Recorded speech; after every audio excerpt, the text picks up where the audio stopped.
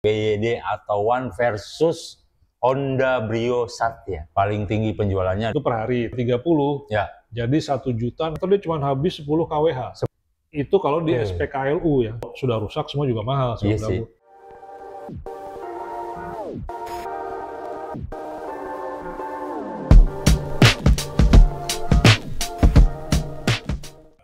Oke, assalamualaikum warahmatullahi wabarakatuh teman-teman. Selamat datang di Ngegas Otomotif. Yes. Bersama saya, pilot dan rekan saya, Arit Dagu. Kali ini kita mau ngegas apa nih Om Dagu? Nah, kita tertarik dengan hitung-hitungan yang lagi total rame cost of ownership. Yang lagi rame ya? Yang lagi rame BYD Atau One versus Honda Brio Satya. Jadi ini sengaja kita adu nih teman-teman. Jadi bisa dibilang gebrakan BYD Atau One kemarin tuh bikin kaget semua lini. Nggak cuma mobil listrik ya maksudnya. Kenapa? Karena penjualannya Honda Brio Satya sekarang kan leading nih. Ya, paling Pak tinggi Pilot ya. Di segmen LCGC paling tinggi penjualannya adalah Honda Brio Satya. Nah, datanglah BYD Atau One sebagai naga yang akan memakan samurai dari Jepang. Samurainya kabur dong. Ya, dicaplok Pak naganya. Cuman kan ini serunya apa ya? Karena harganya juga mirip-mirip ya. Yes. Nah, kita membandingkannya dengan BYD Atau One yang dinamik ya. Ya. Yang levelnya di bawah itulah. Ya. Ini kita bukan ngebandingin fitur segala macam ya teman-teman, tapi lebih ke total cost of ownership. Ya. Jadi biaya kepemilikan kendaraan listrik dibandingin kendaraan bensin. Dengan level yang sama nih. Jadi kan bisa dibilang udah harganya mirip-mirip karena Brio itu 200-an ya. Brio 200-an, 200 mungkin bisa di bawah itu juga sih, 198 atau apa gitu. BYD Atau One 195. 195 dinamik. Kalau BYD kayaknya belum ada diskon ya sekarang. Belum ada Pak. Kalau Brio kayaknya bisa ada diskon. Bisa. Bisa lebih murah teman-teman. Karena banting-bantingan kemarin harganya. Oke, kalau dari sisi harga tadi ya 195 compare 198 atau 200 jutaan lah ya. Yes. Untuk Brio. Oke, kita mulai nih Pak. Ya, gas Om Dagu. Konsumsi BBM-nya Brio Satya itu 1 banding 18. Kita anggaplah segitu ya, dipukul rata aja karena ada yang bilang di dalam kota bisa 115, di luar kota bisa 120. Nah kita ambil tengah lah ya, 118. Ya. Yang kira-kira konsumsinya itu memakan, kalau misalnya dia 100 setiap hari anggap aja jalan 100 km. Berarti dia tuh bisa menghabiskan BBM 5,5 liter. Itu BBM-nya Pertalite. Pertalite aja yang murah lah, kita bikin yang murah aja.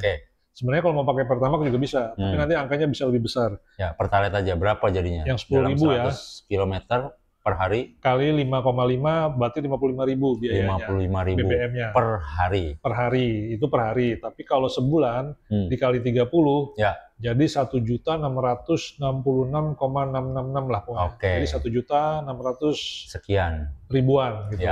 Satu bulan. Nah kalau 1 tahun itu 1.600.000-an itu dikali 12.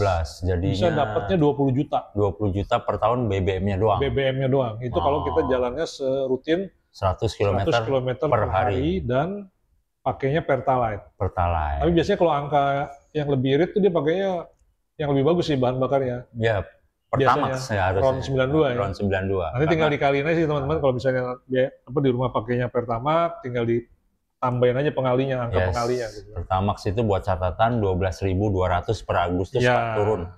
Tinggal ditambahin. Turun jadi 12.200 berarti tinggal dikali aja tuh. Ya, kali 5,5 tadi. Angkanya dapat berapa tinggal dikali 30 hari, tinggal dikali 12 bulan. Betul. Nah, sekarang yang BYD Atau One. Nah, itu menarik. Karena dia listrik kan. Yoi. Jadi per kWh-nya dia berapa sih, Pak? Kalau jarak tempuhnya itu kan dia 300 km dengan baterai 30 kWh ya. 30 kilowatt-hour kan. Ya.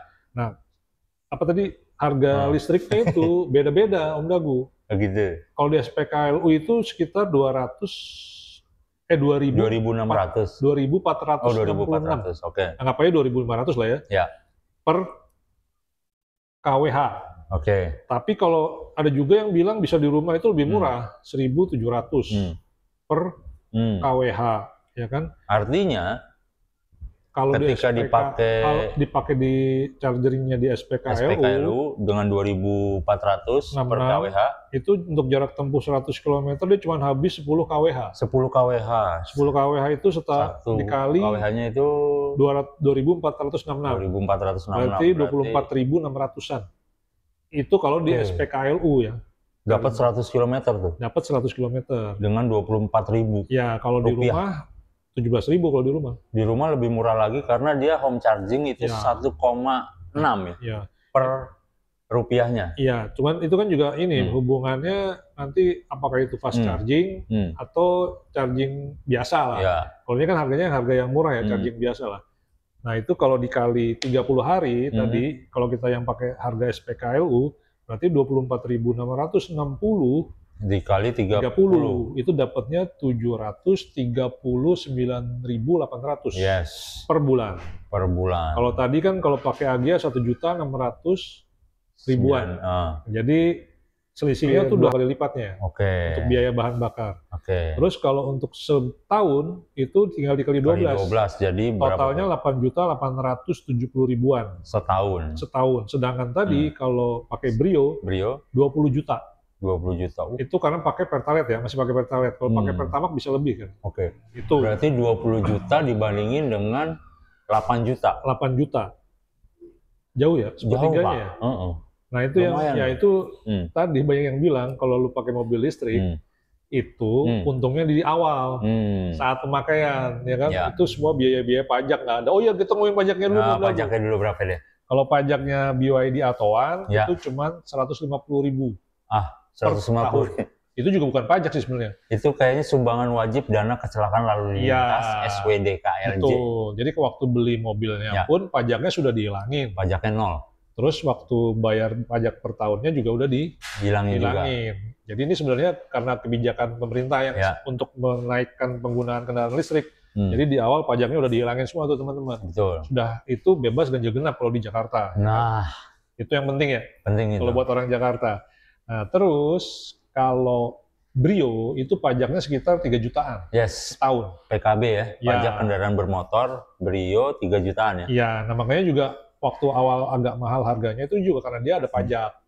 Pertambahan nilai ya kalau nggak salah ya? Ya, PPNBM. Ya, itu juga kena, terus juga ada PKB-nya emang dia 3 jutaan setahun. Gitu teman-teman. Nah, 3 juta versus 150.000. Jauh ya? Jauh banget Pak. Ya itu makanya tadi banyak yang bilang tadi kalau pakai mobil listrik untungnya di awal. Itu sebulan ya, 150.000 dikali 12. Setahun. 150.000 itu pajak setahun. Setahun. Iya Mas. Iya. Terus servis berkala. Servis berkala. Nah itu kalau Etoan itu sekitar 500 sampai 1 juta lah. Ya kan dalam setahun ya. Nah kalau Brio itu sekitar 2 jutaan. Honda Brio 2 jutaan itu include penggantian oli, penggantian filter. Kalau ada program gratis, itu bisa lebih berkurang. Nah biasanya dia di 50.000 atau 4 tahun ya? 0 sampai 50.000 kilometer jasanya free Pak. Oh jasanya free. Jasanya doang. Tapi olinya bayar? Olinya bayar, spare part bayar. Tapi kan kalau BYD atau One dia nggak ada ini ya, nggak ada ganti oli gitu. Nggak ada oli, tapi dia perlu penggantian kayak cek gitu Pak, cek ringan. Pengecekan doang ya. Terus kabin filter yang buat itu pasti diganti. Atau kalau ini ada nggak ya apa namanya bukan oil coolant air radiatornya. Radiator ada. Karena dia pakai pendingin air kalau nggak salah ya baterainya ya. Gitu. Itu ya 500.000. 500.000 kurang lebih. Untuk BYD atau One. Nah kalau bandingin sama Brio Satya itu sekitar 2 juta tadi. Iya, sepertiganya lagi. Nah, 2 seperempatnya bro. Iya. 2 juta versus 500.000. Ya, gitulah. Terus, kalau di total, itu semua biaya yang dikeluarkan dalam 1 tahun pertama ya, itu sekitar 9 jutaan, 9,5 juta untuk BYD atau One. 9 jutaan ya? Ya, 9,5 juta. Sedangkan Brio, itu kalau di total 25 juta. 25 juta versus 9,5 juta. Iya, itu total cost of ownership yang pokoknya setahun, aja. Pokoknya aja Om Dagu. Jadi belum lagi kalau misalnya ada cicilan. Tinggal ditambah tuh cicilan dalam setahun, setiap bulannya berapa, ditambahkan ke situ. Ya kan? Ditambah lagi kalau misalnya biaya-biaya parkir, ya kan, terus biaya apalah selama penggunaan rutin mobil tersebut teman-teman, itu bisa dimasukkan ke dalam situ. Nah tadi juga kalau kita ganjil genap atau apa, keuntungan kita pakai mobil listrik kan bisa lewat jalur itu. Kalau kita nggak pakai mobil listrik, berarti kita harus muter mungkin jauh. Muter jauh ya. Lebih jauh atau justru pakai mobil lain. Betul. Jadi 2 mobilnya gitu teman-teman. Iya. Jadi perlu digarisbawahi, Honda Brio Satya itu memang butuh servis rutin dan juga si BED. Nah tapi si Brio Satya ini perlu penggantian oli setiap 10.000 km Pak. Ya itu wajib sih kalau mobil. Dan ganti filter oli juga. Berarti beli lagi komponennya? Yes, ganti filter udara juga, ganti filter bensin juga. Terus juga perlu injektor cleaner Pak. Setiap servisnya itu. Dan juga ganti busi, ganti kampas rem ya. Itu teknisnya lah ya. Nah ya, terus juga kadang ganti servis itu loh, radiatornya diganti itunya, pendinginnya sama koplingnya juga tuh cairannya Pak. Tadi ya? Cairannya. Sebenarnya kan kalau di mobil listrik ada juga pengecekan kaki-kaki, rem, kan tetap harus diperiksa kalau yang itu kan mesin doang yang ada. Nah, ini baru gue mau ngomong ini. Lanjut silakan. Sebagai mobil listrik memang tidak memerlukan servis yang sifatnya oli mesin. Tapi dia perlu dicek ringan, semisal sistem pengeremannya, sistem pendingin udaranya, pendingin baterainya, filter AC-nya, sama satu lagi Pak yang penting, software diagnostiknya.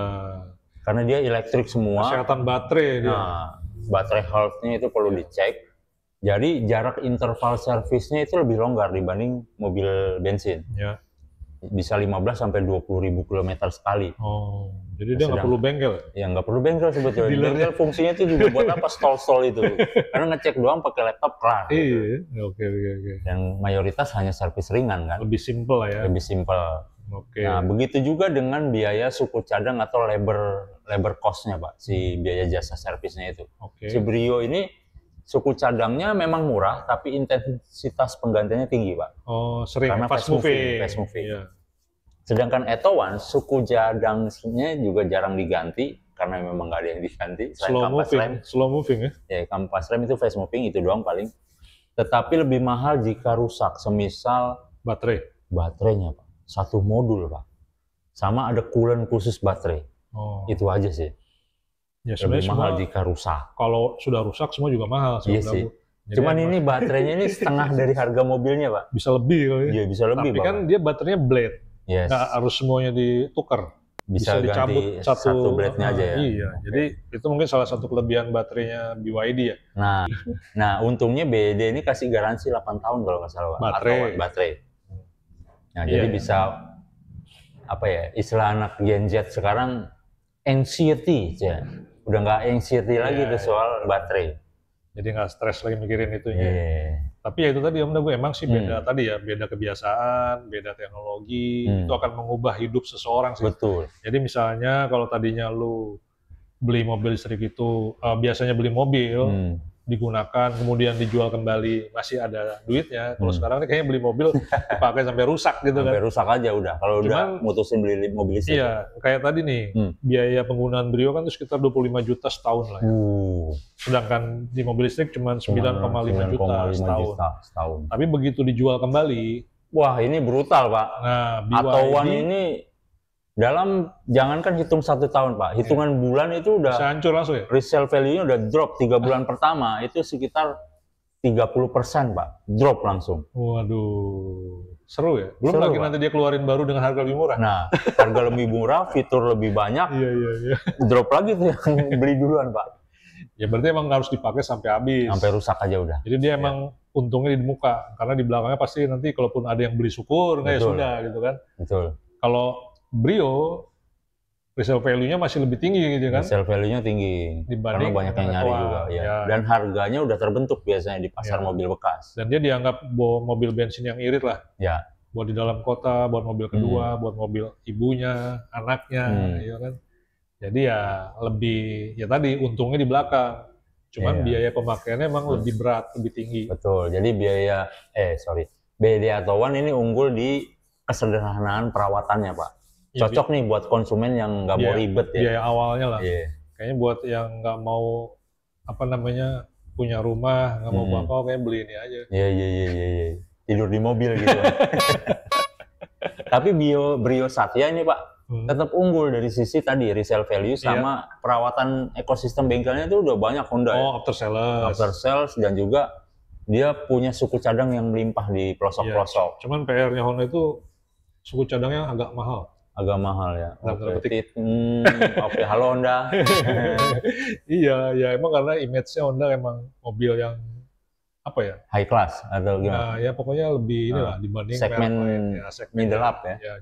Makanya begitu dia muncul LCGC dengan Brio tampang sama kan logo doang beda itu. Betul. Makanya banyak diburu orang sebenarnya. Nah, itu dia. Sebenarnya tadi PR-nya Honda itu komponennya emang agak mahal. Agak mahal. Tapi nggak tahu BYD Auto One apakah akan seperti itu juga. Betul.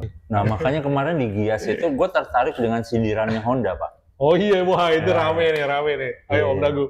Jadi ngumpulin duit, nabung sampai capek gitu ya, banting tulang segala macam. Begitu udah kebeli tuh barang, harganya justru dibanting. Dijual murah. Nah itu sindiran buat siapa Honda? Terus banyak fitur kepake apa enggak? Gitu ya. Pokoknya ada beberapa kata-kata itu yang bikin inilah rame di sosmed ya. Rame di sosmed. Nanti kita masuk ya. Pokoknya Honda siap inilah. Dengan keyakinannya bahwa dengan produk-produk dia sekarang dia juga tetap akan bisa jualan gitu kan. Dibanding harus mengobrol fitur, mengobrol harga gitu kan. Dijualnya susah gitu kan. Ya begitulah kira-kira. Ya plus minus sih ya. Karena di satu sisi penggemar Honda juga sudah terbentuk harganya, dan juga dia punya tadi jaringan after sales yang luas Pak. Jadi no worry. Jauh lah beda ya, kalau BYD kan sedang mengembangkan itu. Nah kesimpulannya adalah tadi udah dijelasin bahwa biaya operasional itu lebih murah memang mobil listrik. Di awal. Gitu ya? Ya, sedangkan mobil bensin itu nanti untungnya dalam tanda petik di akhir. Nah, itu. Saat dia jual kembali mobilnya. Betul. Silakan dikasih komentar teman-teman di bawah.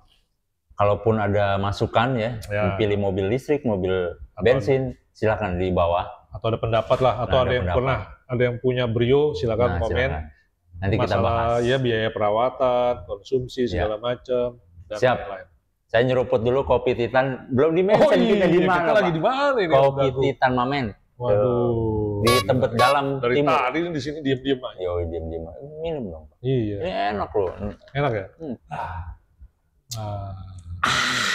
Jadi Kopi Titan lokasinya di Tebet Timur Dalam, teman-teman. Alamatnya di sini. Buat yang mau Agustusan, bulan Agustus ini lagi ada promo spesial buat orang-orang yang bernama Agus. Gus.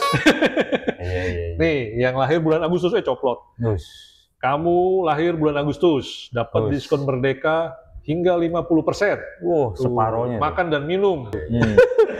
Terus selain itu, buat teman-teman yang menyebutkan kode KT 08 45 ke kasir akan mendapat diskon tambahan 10-15% gitu ya. Nah, gitu teman-teman. Jadi selama bulan Agustus ya, selama bulan Agustus. Oke. Jadi buat penonton Ngegas Otomotif, silakan ngegas ke sini. Spesial. Ya, ngegas ke sini bawa pacarnya, bawa istrinya, bawa anaknya, bawa keluarganya. Ya. Boleh. Terutama yang namanya Agus. Gus. Mampir Gus. Yang lahirnya bulan Agustus ya. Kalau namanya Sukri gimana? Kan ada Agusnya juga, Pak. Agus Sukriono. Yang penting harus bawa KTP ya, Om. Wah. Nanti baru bawa KTP, jangan KTP palsu ya. Kalau ijazah gimana? No comment. Oke, teman-teman. Closing, thank you teman-teman udah mampir di podcast kita, dan jangan lupa stay tune terus di Ngegas Otomotif. Sukses selalu, sehat selalu, sampai jumpa lagi. Thank you. Assalamualaikum warahmatullahi wabarakatuh. Waalaikumsalam.